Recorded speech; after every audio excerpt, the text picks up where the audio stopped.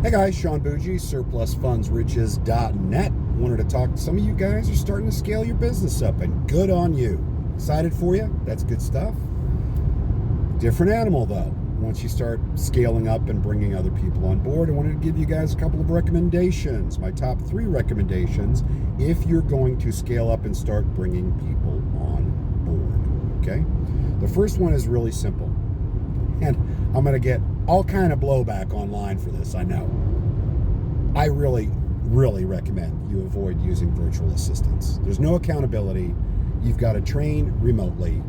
If at all possible, if you're going to grow and get a staff together, get a staff together. Have a place for them to come where you can actually train them in person, see what they're doing, monitor the work that they're doing, and train them and help them to be successful. Okay? That's number one. My opinion, avoid VAs. I think it's an issue. I think there's zero accountability. And I think you're throwing money away a lot of times for no reason. So, number one, don't hire virtual assistants. Number 2, pay them well, and if possible, give them benefits. I pay my guys very well, plus they get bonuses per deal, so I've incentivized them. Actually, a good bit of their pay can come from bonuses if they work it hard. Excuse me. I also give them full medical benefits because I want them to be healthy. I want them to be a little more relaxed. I don't want them to constantly be worried about their personal bills. Okay? I want that to be off their plate. The last thing you need to train them on is how to talk to you. Once you get the system down and you understand what you're doing, the frustrating part is getting other people to understand it and to talk to you in a way that you're going to understand it. A couple of examples I'm going to give you real quick to really illustrate this point. Number 1, when somebody comes with me with a question, one of the case managers, first thing I do, hey, do you have a minute? I've got a question for you. First thing I'll do, first of all, they go to Jenna first, that's the supervisor. But if she's not there, she's on lunch, whatever, we want to handle stuff. Speed counts.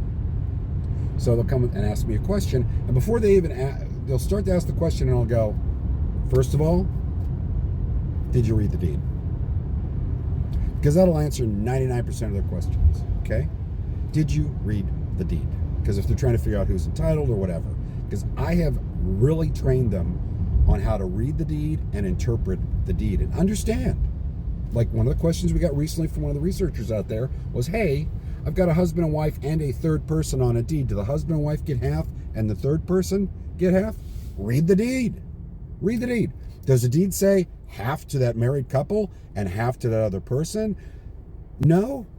There's 3 people on the deed, it's thirds. There's 20 people on the deed, it's 5%, 1/20th each, unless it specifies otherwise. Read the deed. That'll answer 90% of the questions.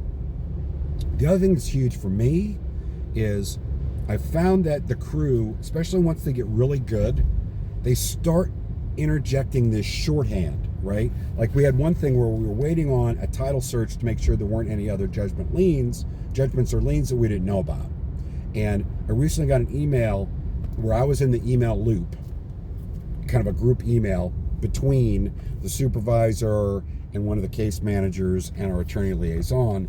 And the question was, did the attorney double check, because we're waiting and it's getting a little bit delayed here, has the attorney double checked title to make sure there weren't any JL?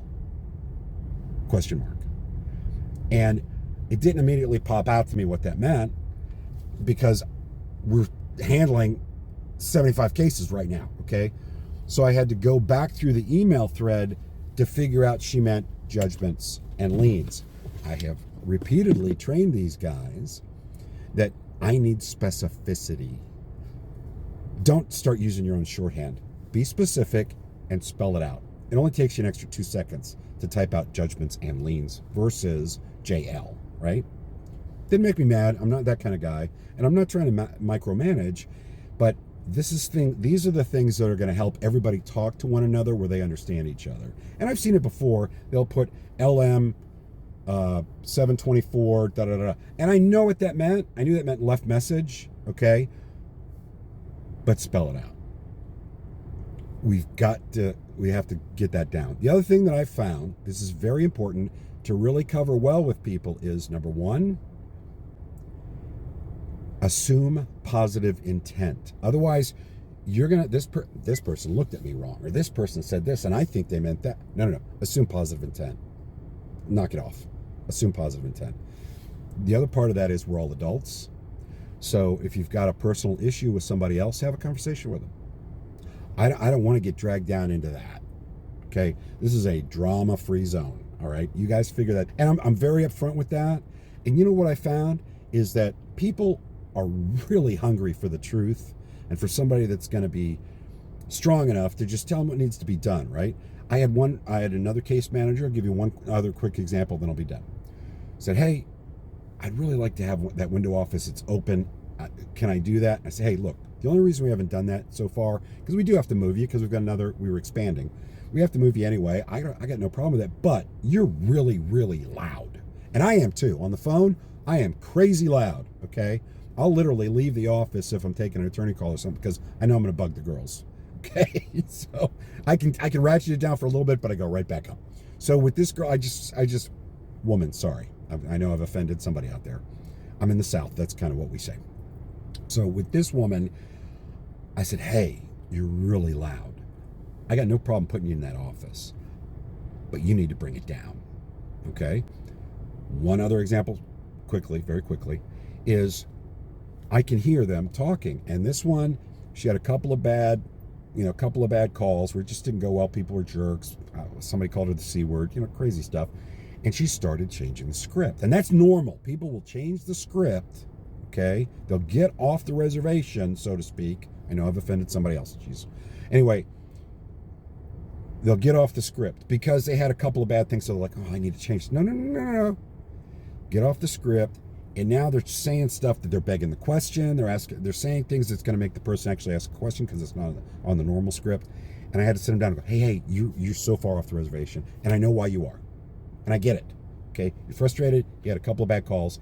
It's natural for people to try to adjust that, thinking that's what they need to do to get a better conversation. You just had a bad run. You had 2-3 calls in a row that were bad calls. People were jerks.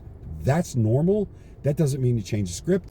Listen, the other two girls that you just saw, the other two women that you just saw I have an office full of women. I love it. They're great team members. And they can multitask way better than I can, okay? I said, the other two women in here that just got deals under contract yesterday, were they on the script? Yeah. Let's get back on the script. It works. It just works. Now look, you got to give them some latitude. You got to let people into their tent. You got to let them have a personal conversation with the people if that's where it goes. You got to let the other person vent to them and have that conversation, right? And build rapport. But at the same time, they got to stay on the script. Guys, I know I'm rambling. I'm sorry. I'm going to go ahead and wrap this up. But if you're growing, these are things you need to consider. These are things that you need to consider and to put in place from the get-go to avoid problems down the road. Thanks.